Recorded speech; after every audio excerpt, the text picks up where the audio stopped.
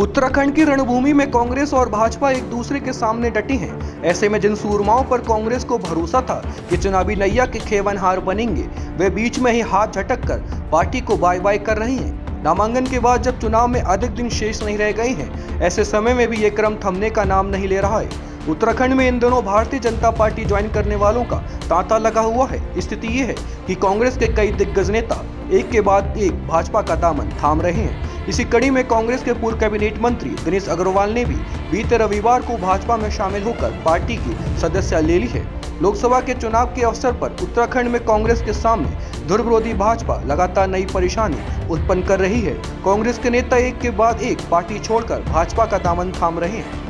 पिछले 2 लोकसभा चुनाव में हार के क्रम को तोड़कर तीसरे चुनाव में जीतने और खाता खोलने का दबाव प्रमुख विपक्षी दल पर पहले से ही बना हुआ है।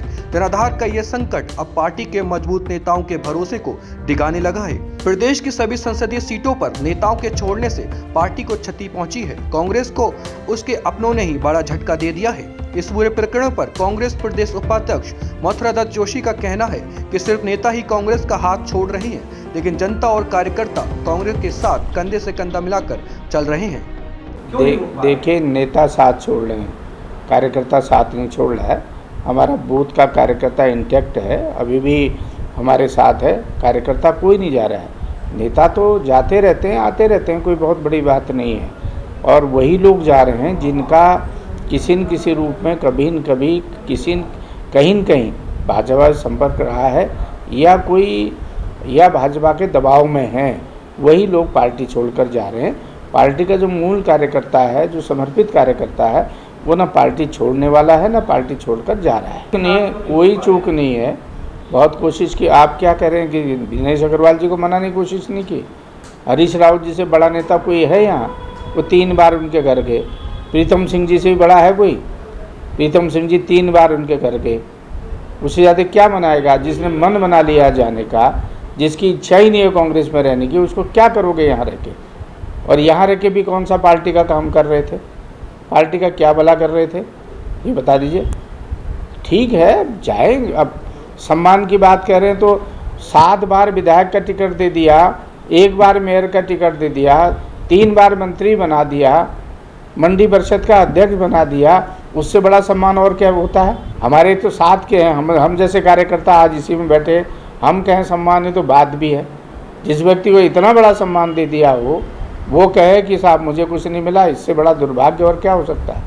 भले ही कांग्रेस के प्रदेश उपाध्यक्ष मथुरादत्त जोशी दिल को तसल्ली देते हुए दिख रहे हों, लेकिन जमीनी हालात तो यही बयां कर रहे हैं कि कांग्रेस के खेमे में मची इस भगदड़ से कहीं न कहीं उथल पुथल मची हुई है। वही भाजपा मीडिया प्रभारी मनवीर सिंह चौहान का कांग्रेस पर पलटवार करते हुए कहना है कि भाजपा के पास विश्व के सबसे लोकप्रिय नेता प्रधानमंत्री मोदी हैं, जिनसे प्रभावित होकर लोग कांग्रेस छोड़कर भाजपा का दामन थाम रहे हैं। देखिए, कांग्रेस कुछ भी कहे, लेकिन भारतीय जनता पार्टी के पास विश्व के सबसे लोकप्रिय नेता आदरणीय नरेंद्र भाई मोदी जी हैं। और उत्तराखंड में हमारे प्रदेश के यशस्वी मुख्यमंत्री माननीय पुष्कर सिंह धामी जी जिस प्रकार से प्रदेश के विकास के लिए और प्रदेश को 2025 तक देश का सर्वश्रेष्ठ राज्य बनाने के लिए जिस प्रकार से कार्य कर रहे हैं, इससे प्रभावित होकर के उत्तराखंड का आम जनमानस और उत्तराखंड के विभिन्न राजनीतिक दलों के कार्यकर्ता पदाधिकारी भारतीय जनता पार्टी लगातार ज्वाइन करें। सिलसिला लगातार जारी है और अब तक 15,000 से अधिक कांग्रेस के पदाधिकारी और कार्यकर्ता भारतीय जनता पार्टी को ज्वाइन कर चुके हैं। लेकिन मुझे लगता है कांग्रेस को ये मालूम नहीं है कि उनके कौन कौन लोग भारतीय जनता पार्टी। सबसे पहले अगर भारतीय जनता पार्टी में कांग्रेस से आने की जब शुरुआत हुई, उसमें बूथ स्तर के गंगोली हाट विधानसभा के करीब 150-200 लोग एक साथ, उनके नेता नहीं, केवल बूथ के कार्यकर्ता थे, जो बूथ उनके अध्यक्ष थे, उन लोगों ने भारतीय जनता पार्टी ज्वाइन की।